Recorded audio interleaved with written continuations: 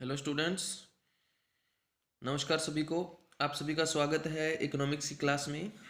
और हम बात कर रहे हैं माइक्रो इकोनॉमिक्स में डिमांड फोरकास्टिंग। और मैं आपको बता दूं कि ये जो हम बात कर रहे हैं, जो माइक्रो इकोनॉमिक्स है, ये 12th लेवल की माइक्रो इकोनॉमिक्स नहीं है। और जो बच्चे वीडियो देख रहे हैं तो वो ध्यान रखें इस बात का, ये ग्रेजुएशन लेवल की माइक्रो इकोनॉमिक्स है। तो इसमें जो हमारा चैप्टर है डिमांड फोरकास्टिंग, उसके बारे में हम बात कर रहे थे। तो जो हमारा पिछला लेक्चर था, उस लेक्चर में हमने डिमांड फोरकास्टिंग के कई सारे पॉइंट हम कर चुके हैं, जिसमें हमने बात की थी डिमांड फोरकास्टिंग जो है उसका क्या मीनिंग है। और इसके साथ साथ हमने ये भी देखा कि डिमांड फोरकास्टिंग जो है उसके क्या क्या इम्पोर्टेंस, क्या क्या बेनिफिट हैं, और इसके जो मेथड हैं वो भी हमने किए थे, जिसमें से हम बात कर चुके हैं अभी तक। ओपिनियन पोल मेथड के बारे में भी बात कर चुके हैं, और कलेक्टिव ओपिनियन सर्वे और सेल्फ फोर्स ओपिनियन मेथड जो है इसके बारे में भी हम बात कर चुके हैं। तो ये वो मेथड हैं जो हम डिमांड फोरकास्टिंग के अंदर यूज़ करते हैं, कि जब भी हमने हमारे बिजनेस में हमारा जो प्रोडक्ट है उसकी डिमांड के बारे में हमने अनुमान लगाना हो, पूर्वानुमान लगाना हो, उस समय इन मेथड का यूज़ जो है वो किया जाता है। तो आज हम बात करेंगे, जो दो मेथड हमारे हो चुके हैं, तीसरा जो मेथड है हमारा, जिसको हम डेल्फी मेथड कहते हैं, या एक्सपर्ट ओपिनियन मेथड भी हम इसको कहते हैं। जैसा कि इसका नाम है एक्सपर्ट ओपिनियन मेथड, यानी कि इस मेथड में हम क्या करते हैं कि अलग अलग जो क्षेत्र होते हैं, अलग अलग जो एरियाज होते हैं, उन एरियाज़ के अंदर जो एक्सपर्ट रहते हैं, उन एक्सपर्ट से, उन विशेषज्ञों से अपने अपने क्षेत्र के बारे में, अपने अपने एरिया के बारे में क्या है ओपिनियन जो है वो क्या है लिया जाता है। उनके विचार हैं, उनके आइडियाज़ हैं, या उनके मत जो हैं वो क्या है इकट्ठा जो है वो किए जाते हैं। तो हर क्षेत्र में रहने वाला जो एक्सपर्ट पर्सन होता है, उसको जानकारी होती है अपने क्षेत्र में रहने वाले जितने भी उपभोक्ता हैं, और उनके व्यवहार के बारे में, किस तरह से कंज्यूमर जो है वो नए गुड्स की तरफ क्या है अट्रैक्टिव हो रहा है, उनके बारे में क्या है एक्सपर्ट को नॉलेज होती है। इसके साथ साथ एक्सपर्ट को ये भी पता होता है कि कौन कौन सी वस्तुओं की डिमांड जो है वो क्या है बढ़ रही है, कौन कौन सी वस्तुओं की डिमांड उनके क्षेत्र में क्या है कम हो रही है, मार्केट के ट्रेंड क्या हैं। तो उन चीज़ों के बारे में क्या है उनको पता होता है। तो इस मेथड में हम क्या करते हैं, अलग अलग क्षेत्र के जो विशेषज्ञ होते हैं उन सभी के जो पॉइंट है, उन सभी को क्या है हम कलेक्ट करते हैं, इकट्ठा करते हैं। और उसके बाद क्या है इन सभी को एक जगह पे क्या है कम्युलेट करके, और उनसे क्या है उनके आधार पर हम क्या करते हैं डिसीजन लेते हैं। यानी कि उन सभी आइडियाज़ को हम क्या करते हैं एक जगह पे कलेक्ट करते हैं, उनको एनालिसिस करते हैं, और डीपली इनको एनालिसिस करने के बाद क्या है फाइनली डिसीजन लिया जाता है, और देखा जाता है कि फ्यूचर में हमारा जो प्रोडक्ट है उसकी डिमांड जो है वो कितनी हो सकती है। तो इस तरह से इस मेथड का यूज़ किया जाता है। इसके कुछ मेरिट और डीमेरिट भी हैं, जिसमें हम बात कर रहे हैं सबसे पहले इसके मेरिट के बारे में। तो ये मेथड जो है वो बहुत ही सिंपल मेथड है, और इसमें खर्चा भी कम लगता है, इकोनॉमिक मेथड है, टाइम भी इसमें कम कंज्यूम होता है, हमें एक एक कंज्यूमर के पास जाने की इसमें आवश्यकता नहीं है। और इसके साथ साथ क्या है ये उन प्रोडक्ट के लिए क्या है अवेलेबल है जहाँ पर हम कंज्यूमर से हम डायरेक्टली इंफॉर्मेशन जो है वो कलेक्ट नहीं कर सकते, वहाँ पर हम क्या है एक्सपर्ट की राय जो है वो ले सकते हैं। या कंज्यूमर से रिलेटेड डाटा जो है वो अवेलेबल नहीं होते, वहाँ पर एक्सपर्ट जो है उनकी राय ली जा सकती है। और ये मेथड जो है वो काफ़ी विश्वास वाला है, क्योंकि इसमें जो एक्सपर्ट होते हैं वो अपने अपने एरिया के अंदर क्या है डिमांड सप्लाई जो है उनको पूरी नॉलेज जो है वो होती है। और इसके बाद इस मेथड से हम क्या है मार्केट के अंदर क्या है डिमांड को क्या है संतुलित जो है वो भी कर सकते हैं। अब आता है इसमें बात आती है लिमिटेशन की, कि इस मेथड की क्या क्या लिमिटेशन है। तो सबसे पहले हम बात करते हैं कि बायसनेस, कि कई बार क्या है जो एक्सपर्ट है वो अपने क्षेत्र के बारे में, अपने एरियाज़ के बारे में क्या है जब वो जानकारी देता है, तो हो सकता है कि वो उसमें पक्षपात करे, या सही तरह से क्या है जानकारी जो है वो क्या है ना दे, या उसके ऊपर किसी तरह का कोई प्रेशर हो, उस प्रेशर की वजह से वो क्या है सही जानकारी ना दे। तो उसमें क्या है बायसनेस जो है वो क्या है होता ही है। इसके बाद हम बात करें कि ये जो है हर एक पर्सन से क्या है, इसमें जो एक्सपर्ट पर्सन होता है उससे राय ली जाती है। तो इसलिए हर पर्सन का क्या है अपना अपना क्या है अलग अलग मत होता है, इसलिए हम ये नहीं कह सकते कि ये पूरा विश्वास वाला मेथड है, पूरा इसके ऊपर बिलीव जो है वो किया जा सकता है। और इसके साथ साथ इसमें जैसे कि हम बात कर रहे थे कि इसमें एक्सपर्ट की सलाह ली जाती है, पूरा जो मार्केट है उसको सर्वे नहीं किया जाता, ठीक है। तो इसलिए क्या है, इसका जो एरिया है वो हम ये नहीं कह सकते बड़े एरिया में है, ये छोटे एरिया में क्या है हम यूज़ इसको क्या है कर सकते हैं। तो ये इसके मेरिट और डीमेरिट थे।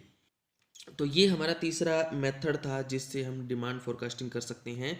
अभी हम बात करेंगे नेक्स्ट जो मेथड है, फोर्थ मेथड, ये है स्टैटिस्टिकल मेथड। ये एक मेथड नहीं है, इसमें कई सारे हम मेथड्स का यूज़ करते हैं, जैसे कि आप 11th क्लास में भी आप पढ़ चुके हैं इसके बारे में कि इकोनॉमिक्स के अंदर हम डिफरेंट डिसीजन लेने के लिए, डिफरेंट थ्योरी और मॉडल्स को डेवलप करने के लिए हम स्टैटिस्टिकल के टूल्स और टेक्निक्स का क्या है यूज़ करते हैं। वैसे ही इस मेथड में भी क्या है, डिमांड फोरकास्टिंग करने के लिए स्टैटिस्टिक यानी कि सांख्यिकी के जो विभिन्न इसमें हमारे पास तकनीकें हैं, टूल्स हैं, उनका हम क्या है इसमें यूज़ कर सकते हैं। तो यहाँ पर हमारे पास क्या है, 3 मेथड दे रखे हैं। इन तीनों मेथड में से हम किसी भी मेथड का यूज़ करके जो मार्केट है वहाँ पर हम क्या है डिमांड को फोरकास्ट कर सकते हैं, जिसमें हमारा पहला मेथड है ग्राफिक मेथड, दूसरा इसमें जो मेथड है लीस्ट स्क्वायर मेथड, और तीसरा जो इसमें मेथड है वो क्या है मूविंग एवरेज मेथड। इन मेथड का यूज़ करके हम क्या है हमारा जो प्रोडक्ट है उसकी क्या है डिमांड जो है उसको हम फोरकास्ट कर सकते हैं। इसमें जो पहला मेथड है स्टैटिस्टिकल मेथड में, वो है ग्राफिक मेथड। तो जैसा कि इसके नाम से पता चल रहा है कि इसमें हम ग्राफ का यूज़ करते हैं। ग्राफ में क्या होता है कि हम अलग अलग साल के डाटा को हम क्या है एक पॉइंट्स से हम क्या है इसमें लिखेंगे, और फिर उन पॉइंट को मिला देंगे सभी पॉइंट्स को। जैसे हमने क्या है सेल देखनी है कि हर साल में हमारी सेल जो है वो कितनी है, तो ग्राफ पे हम क्या है सेल का अलग अलग बिंदु दिखाएंगे, उसके बाद सभी बिंदुओं को मिला देंगे। उनको मिलाने पर क्या है एक लाइन बनेगी जिसको कहा जाएगा ट्रेंड लाइन, जो ट्रेंड बताएगी। अब ये लाइन अगर ऊपर की तरफ जा रही है तो ये ट्रेंड दिखा रहा है ऊपर की तरफ जाना, यानी कि हमारा जो प्रोडक्ट है उसकी सेल जो है वो क्या है पिछले सालों में क्या है लगातार बढ़ती आ रही है। अगर वो क्या है नीचे की तरफ आ रही है तो हम इसको हम कह सकते हैं कि हमारा जो प्रोडक्ट है उसकी सेल जो है वो क्या हो रही है पिछले सालों से क्या हो रही है डिक्रीज हो रही है। तो इसमें कई एरियाज के रिलेटेड और कई क्या है सालों से रिलेटेड, ईयर से रिलेटेड हम क्या है पॉइंट को क्या है ग्राफ पे क्या है शो करते हैं, और उससे क्या है एक फ्री हैंड कर्व जो बनाया जाता है, फ्री हैंड लाइन जो है वो क्या है ड्रॉ की जाती है। इसी लाइन को प्रवृत्ति रेखा यानी कि ट्रेंड लाइन कहा जाता है। और इस लाइन का जो ढाल है वही हमें बताएगा कि हमारा जो सेल है या हमारी जो डिमांड है वो इंक्रीज़ हो रही है या डिक्रीज़ हो रही है या निश्चित है। तो वो तीनों परिस्थितियाँ क्या है ये ट्रेंड लाइन से देखी जाती हैं। दूसरा जो मेथड है हमारे पास वो है हमारा न्यूनतम वर्ग विधि यानी कि लीस्ट स्क्वायर मेथड। इस मेथड के अंदर हम सेल यानी कि डिमांड को फोरकास्ट करने के लिए एक इक्वेशन का यूज़ करेंगे, और उस इक्वेशन के आधार पर हमें ये पता चलेगा कि जो हमारी डिमांड है उसका पिछले सालों के अंदर क्या ट्रेंड रहा है और उस ट्रेंड की क्या नेचर रही है, और उसी नेचर के आधार पर और उसमें जो होने वाला विस्तार है उसके आधार पर हम नेक्स्ट जो ईयर होता है उसकी डिमांड को फोरकास्ट करते हैं। जैसा कि इसमें यहाँ पे बताया गया है, इसमें एक इक्वेशन का यूज़ किया जाता है y is equal to a plus में बी एक्स। इसी इक्वेशन को हम डेवलप करके यहाँ पर हमने क्या है 2 इक्वेशन डेवलप की हैं। इन इक्वेशंस का यूज़ करके हम क्या करते हैं आने वाला जो ईयर है नेक्स्ट ईयर है उसके लिए क्या है डिमांड को फोरकास्ट करते हैं। स्टैटिस्टिकल मेथड के अंदर थर्ड जो मेथड है हमारा वो है मेथड ऑफ मूविंग एवरेज। इस मेथड में हम मूविंग एवरेज का यूज़ करते हैं, यानी कि 3-3 साल के या 4-4 साल के हम टोटल करेंगे। जो हमारी डिमांड है पिछले सालों की वो 3 साल की या 4 साल की डिमांड का टोटल करके उनका एवरेज निकालेंगे और उनका ट्रेंड हम क्या है इसके अंदर देखेंगे। जैसे कि यहाँ पर एक एग्जांपल हमारे पास दिया हुआ है, इलिस्ट्रेशन फर्स्ट जो है उसमें एक क्वेश्चन दिया हुआ है। इस क्वेश्चन के अंदर हमारे पास ईयर्स दे रखे हैं और उसके बाद हमें यहाँ पर दिया हुआ है कि जो सेल है हमारी वो इन लाख में क्या है दे रखी है। तो ईयर जो है 2001 से स्टार्ट होते हैं और 2011 तक दे रखे हैं, और हर एक साल की क्या है सेल भी हमारी क्या है दी हुई है। तो यहाँ पर हमने मूविंग एवरेज मेथड का यूज़ करना है। तो ये जो सेल है 2001 से लेकर के 11 तक है, और हमने यहाँ पर एस्टिमेट जो लगाना है वो 2013 के लिए क्या है एस्टिमेट लगाना है कि 2013 में हमारी जो सेल है वो कितनी होगी। तो मूविंग एवरेज जो हमने यूज़ कर रहे हैं, दोनों यूज़ कर सकते हैं। दो अलग अलग क्वेश्चन इसमें हमारे बनेंगे। 3 ईयर मूविंग एवरेज का भी यूज़ कर सकते हैं और 4 ईयर मूविंग एवरेज का भी यूज़ कर सकते हैं। तो इसमें किस तरह से हम आगे का डिमांड जो है या बिक्री जो है उसको हम फोरकास्ट करते हैं। तो देखिए यहाँ पर सबसे पहले हम इसमें ईयर लिख लेंगे। ईयर लिखने के बाद क्या है, यहाँ पर जो सेल है 2001 से लेकर के 2011 तक क्या है, इसको हम पुट कर देंगे। और पुट करने के बाद जैसे कि सबसे पहले हमने क्या है, यहाँ पर 3 ईयर जो मूविंग एवरेज का यूज़ कर रहे हैं। तो इसमें 3 सालों का जो सेल है, हमारी 3 सालों की जो सेल है उसका टोटल किया जाएगा। यानी कि 12 प्लस में 15 प्लस में 14, इसको टोटल करके नेक्स्ट जो कॉलम है, ठीक है, उसके अंदर हम इसको पुट कर देंगे। उसके बाद पहले साल को हम छोड़ देंगे, अगले 3 साल यानी कि 15, उसके बाद 14 और उसके बाद 16, इन तीनों का टोटल करेंगे और उसको क्या है यहाँ पर 14 के सामने लिख देंगे। उसके बाद फर्स्ट और सेकंड को छोड़ेंगे, 14, 16 और 18, इन तीनों का टोटल करके उसको क्या है लिख देंगे। इस तरह से आपने एक को छोड़ते जाना है, आगे वाले एक को क्या है उसमें ऐड करते जाना है। और इससे हमारा जो है ये 3 साल का क्या है मूविंग एवरेज मूविंग निकलेगा। और इसका फिर हमने क्या करना है, एवरेज निकालना है कि ये जैसे 41 है, ये 3 साल का टोटल है, यानी कि 2001 का, 2 का और 3 का, इन तीनों का टोटल आता है 41। इसको 3 से डिवाइड कर देंगे तो हमारा जो एवरेज आएगी वो 3 ईयरली वो कितनी आएगी, 13.7। उसके बाद हम 2001 को छोड़ देंगे, 2002, 3 और 4, इन तीनों की जो सेल है उसका टोटल कर लेंगे। टोटल करने के बाद उसको 3 से डिवाइड करेंगे तो ये आएगा 15। इसी तरह से आगे हमने चलते जाना है और उसको क्या है 3 से डिवाइड करते जाना है। तो ये हमारा आया यहाँ पे 13.7, 15, 16, 17, 18 और इसी तरह से क्या है यहाँ पर लास्ट में हमारे पास जो आया है वो आया है 23.7। तो इस तरह से इस मेथड में हम नेक्स्ट ईयर की जो सेल है या नेक्स्ट ईयर की जो डिमांड है उसको हम फोरकास्ट करते हैं। अगला जो पॉइंट है हमारा वो है criteria of a good forecasting method. यानी कि अ, जब भी हम कोई भी फोरकास्टिंग के मेथड का यूज़ करते हैं तो सिलेक्शन करते हैं तो उसमें किन किन चीज़ों को हमने ध्यान में रखना है, तो उसके बारे में हम बात करनी है। तो सबसे पहले हमारा जो पॉइंट है वो है एक्यूरेसी। तो जब भी हम किसी भी फोरकास्टिंग के मेथड का डिमांड फोरकास्टिंग के मेथड का यूज़ करते हैं तो उसमें हमें ये भी देख लेना चाहिए कि वो जो मेथड है उसमें कितनी शुद्धता है और उसके द्वारा किया गया डिमांड फोरकास्टिंग जो है वो कितना हमारे लिए फ्यूचर में बेनिफिशियल हो सकता है। तो वो चीज़ें भी हमें क्या है देखनी चाहिए। इसके साथ साथ हमें ये भी देखना चाहिए कि इस मेथड से जब हम डिमांड फोरकास्टिंग करेंगे तो जो फोरकास्टिंग है वो और जो रियल जो हमारे जो रिजल्ट निकलेंगे वो उनके अंदर जो डेविएशन आएगा वो डेविएशन की जो क्वांटिटी है वो कितनी होगी वो भी हमें क्या है यहाँ पर देख लेना चाहिए।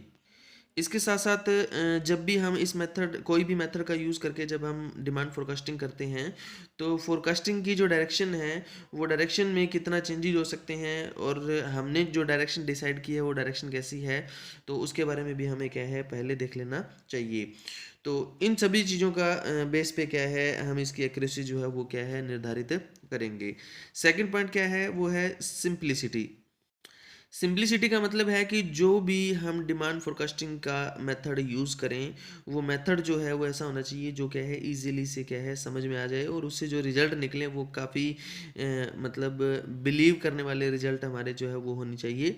और इसके साथ साथ क्या है इसके अंदर हमें काफ़ी हमारी समझ जो है उसका भी हमें क्या है यूज़ जो है वो क्या है करना पड़ेगा।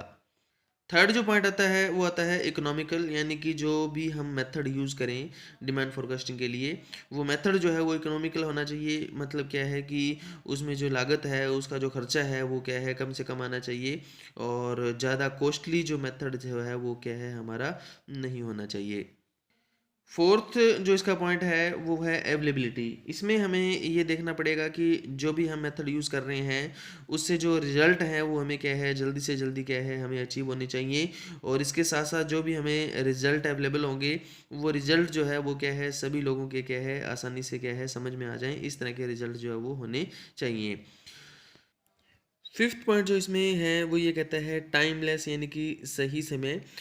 इसमें कहते हैं कि जब भी हम डिमांड फोरकास्टिंग के किसी भी मेथड का चुनाव करते हैं तो हमें ये भी देख लेना चाहिए कि जब हम डिमांड फोरकास्टिंग करेंगे और जब एक्चुअल हमारा इवेंट होगा उन दोनों के बीच में कितना टाइम गैप होगा, क्योंकि मेथड का चुनाव करना अलग अलग मेथड से जो है वो अलग अलग रिजल्ट निकलते हैं। तो जब भी हम डिमांड फोरकास्टिंग का मेथड यूज़ करेंगे तो हमें ये भी देख लेना चाहिए कि एक्चुअल रिजल्ट निकलने और डिमांड जो फोरकास्ट है उन दोनों के बीच में जो टाइम गैप है, ठीक है, वो कितना टाइम गैप आ रहा है उसको भी हमें ध्यान में रखना चाहिए। इसके साथ साथ जो टेक्निक हम यूज़ करेंगे, जो मेथड यूज़ करेंगे वो क्या है, हमारा इफ़ेक्टिव भी होना चाहिए और जिससे हम सही ट्रेंड का हम पता लगा सकें और आसानी से क्या है पता लगा सकें। इसके साथ साथ जब भी हम यहाँ पर फोरकास्ट करेंगे तो उसमें एक्चुअल जो हमारे रिजल्ट हैं और फोरकास्ट है उन दोनों के बीच में जो डेविएशन आ रहा है, ठीक है, वो भी हम क्या है सही से हमें क्या है पता लगा लेने चाहिए।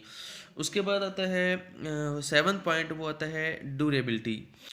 तो जब भी हम फोरकास्ट करें तो उसमें हमें ये भी ध्यान रखना चाहिए कि फोरकास्ट हम हमेशा क्या है लंबे टाइम के लिए करें ताकि हमें बार बार उनके अंदर क्या है बदलाव ना करने पड़े। 8th पॉइंट आता है क्विकनेस, यानी कि डिमांड फोरकास्टिंग जो हम करते हैं तो उसका जो रिजल्ट है वो हमें क्या है, वैसे तो हमें जो डिमांड फोरकास्टिंग जो करना है वो लंबे टाइम के लिए करना चाहिए, जो मतलब कि बार बार हमें ना करना पड़े, उसका फ़ायदा हमें लंबे टाइम तक मिले। और जो फ़ायदा हमें मिलेगा वो क्या है जल्दी भी मिलना चाहिए, बार बार फ़ायदा मिले और लंबे टाइम तक क्या है फ़ायदा जो है वो इसका मिलना चाहिए। उसके बाद हम बात करते हैं लिमिटेशन ऑफ डिमांड फोरकास्टिंग की। जब हम डिमांड फोरकास्टिंग करते हैं तो उसमें क्या क्या परेशानियां हमें उठानी पड़ती हैं। तो सबसे पहला जो पॉइंट है वो है lack of past sale data, कि कई बार हम फ्यूचर के बारे में जो फोरकास्ट करते हैं तो पिछला हम सेल का डाटा है या पिछला कोई भी डेटा हमारे पास जो अवेलेबल है वो डेटा हम उठाते हैं। तो डिमांड का जो फोरकास्ट किया जाता है वो पास्ट के सेल डाटा के आधार पर किया जाता है, लेकिन अगर हमें पास्ट का सेल डाटा हमारे पास अवेलेबल नहीं है तब हम क्या है फ्यूचर के बारे में क्या है डिमांड फोरकास्टिंग नहीं कर सकते। सेकंड पॉइंट आता है बेस्ड ऑन अनरियलिस्टिक एजम्पशन, यानी कि डिमांड फोरकास्टिंग के जो मेथड हैं वो क्या है बहुत सारी एजम्पशन पे डिपेंड करते हैं, इसमें बहुत सारी मान्यताएं हम क्या है लेकर के चलते हैं। तो इन मान्यताओं के बारे में हम ये कह सकते हैं कि हो सकता है कि ये मान्यताएं पास्ट में तो हर एक साल के अंदर क्या है हो सकता है कि ये सही रही हों और इनका प्रॉपर यूज़ किया गया हो और इससे सही रिजल्ट भी निकले हों, लेकिन इसका मतलब ये नहीं होता कि आगे आने वाले टाइम के अंदर भी क्या है ये मान्यताएं उतनी ही खरी रहेंगी जितनी क्या है पहले रही थी। तो ये भी एक इसमें क्या है प्रॉब्लम रहती है। थर्ड पॉइंट आता है कॉस्ट, यानी कि जब भी डिमांड फोरकास्ट किया जाता है तो फोरकास्ट करने के लिए हमें कुछ टूल टेक्निक एक्सपर्ट्स वगैरह उनकी यूज़ हमें ज़रूरत पड़ती है। तो उसके लिए हमारी जो लागत है, हमारा जो समय है वो भी क्या है काफ़ी इसमें ख़राब हो जाता है, काफ़ी क्षमता का इसमें क्या है यूज़ होता है। तो छोटी फर्मों के लिए क्या है डिमांड फोरकास्ट करना क्या है थोड़ा सा मुश्किल होता है। उसके बाद फोर्थ पॉइंट आता है चेंज इन फैशन, यानी कि जैसे हमने डिमांड के बारे में फोरकास्ट किया और कुछ समय के बाद फैशन में चेंज आ गया तो उसमें भी हमारा जो डिमांड फोरकास्टिंग जो है वो टोटली क्या हो जाता है फेल हो जाता है। इसलिए फैशन में जब चेंज आता है तो डिमांड फोरकास्टिंग जो है वो सही से काम नहीं कर पाता। फिफ्थ पॉइंट आता है नॉन अवेलेबिलिटी ऑफ एक्सपर्ट, यानी कि डिमांड का फोरकास्टिंग हम अगर एक्सपर्ट मेथड का यूज़ करके हम करते हैं तो इस मेथड का यूज़ तभी किया जा सकता है जब हमें एक्सपर्ट अवेलेबल होते हैं। अगर हमें एक्सपर्ट अवेलेबल नहीं है तब हम क्या है इस मेथड का यूज़ जो है वो नहीं कर सकते। सिक्स्थ पॉइंट है साइकोलॉजिकल फैक्टर, यानी कि कई बार क्या है कंज्यूमर जो होते हैं किसी पर्टिकुलर प्रोडक्ट को पसंद करते हैं लेकिन साइकोलॉजिकल वजह से हो सकता है कि आज वो उस प्रोडक्ट को पसंद कर रहे हैं, फ्यूचर में उस प्रोडक्ट को पसंद ना करें, और पास्ट में उन्होंने क्या है उस प्रोडक्ट को पसंद किया। तो पास्ट के आधार पर जब हम फ्यूचर को फोस्ट की डिमांड फोरकास्ट करेंगे तो वहाँ पर हमारा जो रिजल्ट निकलेगा वो फोरकास्ट जो होगा वो क्या हो जाएगा गलत हो जाएगा। नेक्स्ट आता है केयरफुल यूज़, यानी कि डिमांड फोरकास्टिंग के जो डिफरेंट मेथड हैं उनको केयरफुली यूज़ करना चाहिए। अगर विदाउट नॉलेज और विदाउट एक्सपर्ट हम क्या है उन मेथड का यूज़ करते हैं तो उससे हमारे जो रिजल्ट हैं वो क्या है रॉन्ग हमें मिल सकते हैं। तो इसके साथ ही हमारा डिमांड फोरकास्टिंग का जो ये चैप्टर है, ये जो पॉइंट है टॉपिक है वो यहाँ पर ख़त्म होता है। और नेक्स्ट कोई भी जो भी लेक्चर होगा उसमें हम किसी नए टॉपिक के साथ मिलेंगे। तो आप सभी का थैंक यू, धन्यवाद।